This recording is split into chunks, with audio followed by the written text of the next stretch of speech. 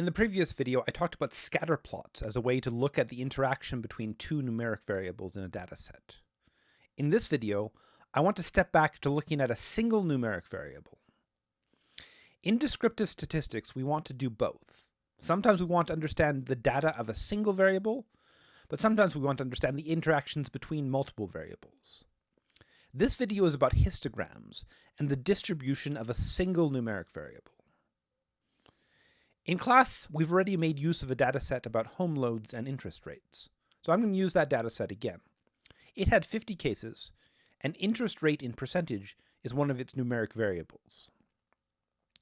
One way to understand numeric variables is to group them into categories or ranges. All of the percentages in the dataset fall between 5 and 25%, and I've grouped them into 8 equal ranges, 5 to 7.5, 7.5 to 10, 10 to 12.5, and so on.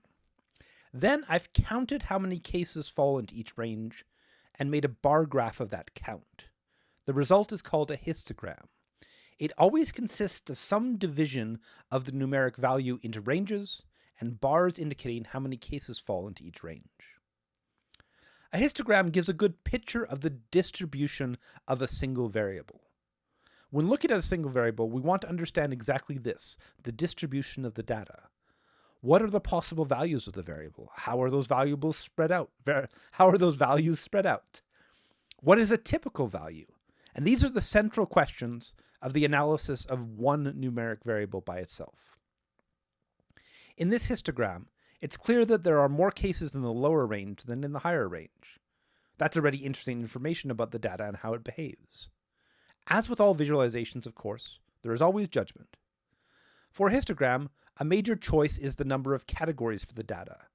The small details of a distribution can look fairly different if the ranges chosen are altered. I'm going to show a number of other histograms to introduce some more terminology. All of this terminology is again for describing the distribution of a single variable. The distribution can have a left tail, a few values that are significantly less than the main part of the distribution. Looks like so on this particular histogram.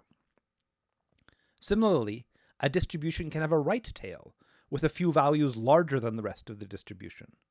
This is what a right tail looks like. I've not shown it, but of course a distribution can have both tails at the same time. Tails say something about the edges of distribution, the unusual cases, and how far they are away from what might be considered usual or normal. If a distribution involves a single peak, and data that decreases on either side of that peak, then this is called a unimodal distribution. The most common shape for a unimodal distribution is the bell curve, which you may have heard of. This distribution is similar to the bell curve, but not identical. The bell curve is also called a normal distribution. This term is a bit loaded, of course, and much will be said in the class about the normal distribution. Many kinds of data are normally distributed, but many kinds of data are not. The assumption that data should be normally distributed, that the histogram should look something like a bell curve, is a common assumption, but can be a dangerous and flawed assumption. So let's talk about some other general shapes of distributions of data that has a different profile than the normal distribution. The normal distribution was unimodal, one peak. A distribution can have more than one peak. If there are two peaks, with an area of fewer cases between the peaks, the data is called bimodal. As an example, this is a very common distribution for class grades in university courses. I've seen a lot of bimodal classes in my teaching years. A distribution can have, of course, more than two peaks. A multimodal distribution has several peaks, with few cases between each of the peaks. Sometimes, for one numeric variable in a dataset, there is a single case, or perhaps a small number of cases, which differ a lot from the rest of the data. As mentioned in the previous video, these are called outliers. This histogram shows all of the cases between 0 and 8, and then one outlier in the 12 to 14 range. Dealing with outliers is an important part of statistics. Sometimes they represent errors, and many places statistics will exclude outliers. However, they can also represent special cases that have some valuable explanation, something that can add to the understanding of the data. Outliers are always something to be careful with and well aware of.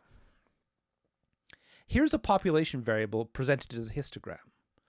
Some 200 cases are represented in this histogram, with all but 2 in the 0 to 2 million range, and 2 outliers with higher populations.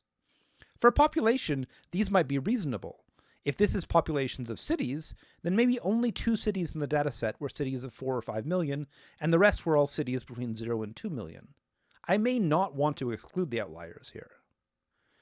In the previous video, I talked about transformations of datasets, applying a mathematical function to one or more of the numeric variables, to each case individually. Transforming the dataset leads to a different way of visualizing the data. In a situation like this, where all of the data is clustered in a small part of the histogram, a logarithm transformation can help to see much more detail. The logarithm decreases all values, but it has a much greater effect on large values. Here is the same population after applying the logarithm. The 2 outliers are still here, but the rest of the population is now spread out over 7 pieces of the histogram, not just 3, and I get a better sense of the data and its distribution after applying the logarithm. This is one of the things that a transformation can do. It can lead to more readable data. In summary, the histograms in this video visualize the profile, the distribution of a single variable. They let us identify the shape of the data, things like left and right tails, normal unimodal distributions, bimodal or multimodal distributions, and other qualitative descriptions of the data, just as a visualization is supposed to do.